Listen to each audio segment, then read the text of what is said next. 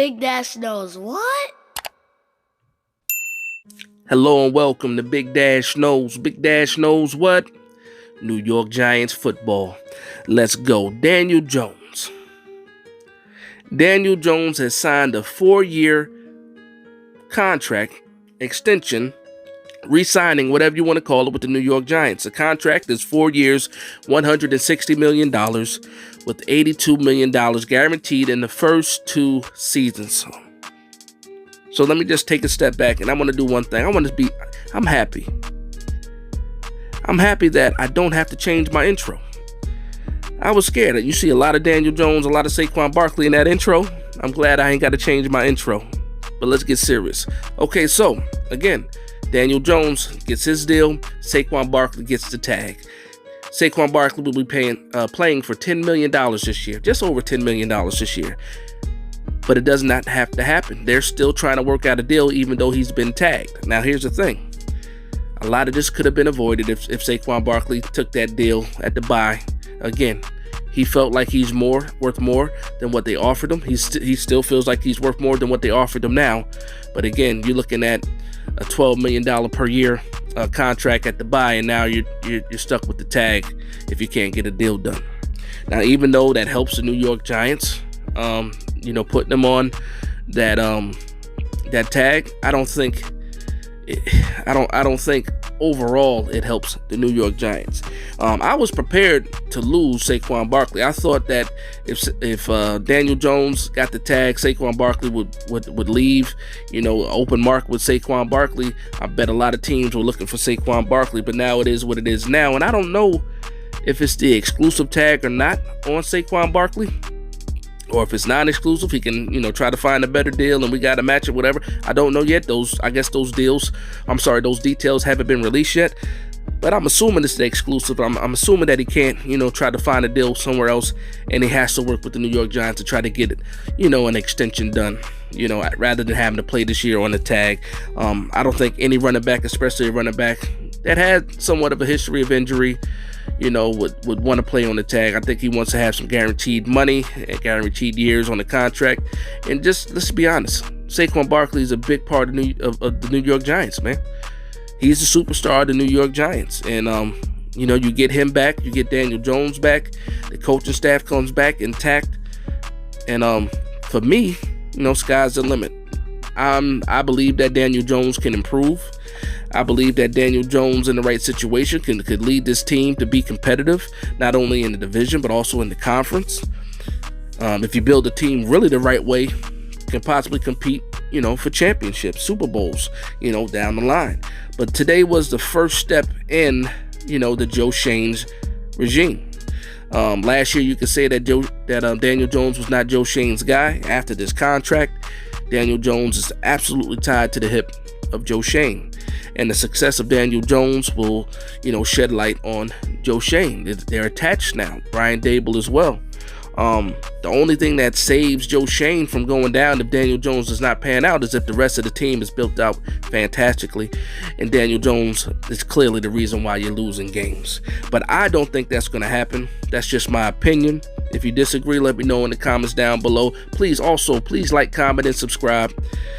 Giving you all this Giants content, all off season long, all through free agency, the draft, that whole era, that whole thing, training camp going into the next season. I'll be here providing you guys the content that you've been looking for when it comes for the New York Giants. Okay. So again, when I'm looking at this deal, it really looks like a 2-year deal. Again, all the guaranteed money, and this is the details we have so far, all of the guaranteed money is in the first 2 years. Also, we've seen that the first year, that 2023, the cap hit is only $19 million for Daniel Jones. So that's giving you a lot of space. And when you think about it now, you had the original non-exclusive tag of $32 million.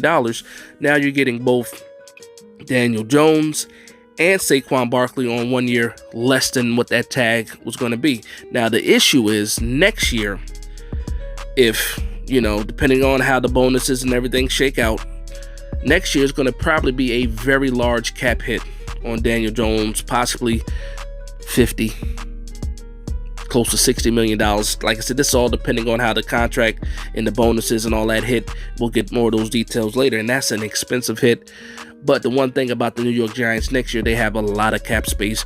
And when you're looking at possible extensions for Leo, possibly an extension for Andrew Thomas next year, Xavier McKinney, there's enough room to make a lot of these contracts work, especially the way that these contracts are going to start hitting. But again, if Daniel Jones does not work out, you do have an out in 2 or 3 years. And depending on how much of a dead cap hit you want to take, you do have that option there. So even though it's a lot of money, it's front loaded, there's also an out in this contract. So for the people that are not leaning towards or liking or weren't really fond of Daniel Jones, there's still an out in the future for you to go ahead and get out of the way if he does not succeed. Now, here's the one thing that I'm thinking about too, with all these picks, and with the deal now, it does not, in my opinion, stop the New York Giants from drafting a quarterback this year. Now, you might not see us draft one of those top guys, but you can see a guy like Hendon Hooker, if he falls to the right spot, possibly be a guy that the New York Giants target that they can develop, that they can turn into a quarterback that can possibly be a successor, or at least a very good backup for Daniel Jones. If you go a little bit later in the draft, you got guys like Clayton Tune out of Houston that has a nice skill set, can run a little bit, can throw a little bit. That type of skill set that you won't have to change your offense if Daniel Jones goes down or anything like that due to injury. But again, I don't think that this signing stops you from going after a quarterback. It will stop you from drafting one of the high quarterbacks in the first round. But again, in a talent, I don't think they would have been available for us as well as without giving up a lot. In draft capital and things like that. But again, I'm excited about this. I'm excited about the signing with Daniel Jones, but I'm also excited at the cap space that we'll have. So we're players in the free agency now. All these cap casualties going on with other teams, working out contracts with our own roster. Like I said, Leonard Williams, possibly extending Dexter Lawrence, possibly working out something with Adoree Jackson. All these things you can do to create yourself some space, because there's a lot of holes for the New York Giants. I know in a lot of people's opinion, because you signed Daniel Jones and you're paying him franchise money, that it, fast forwards that Super Bowl window. Well, you have to win now.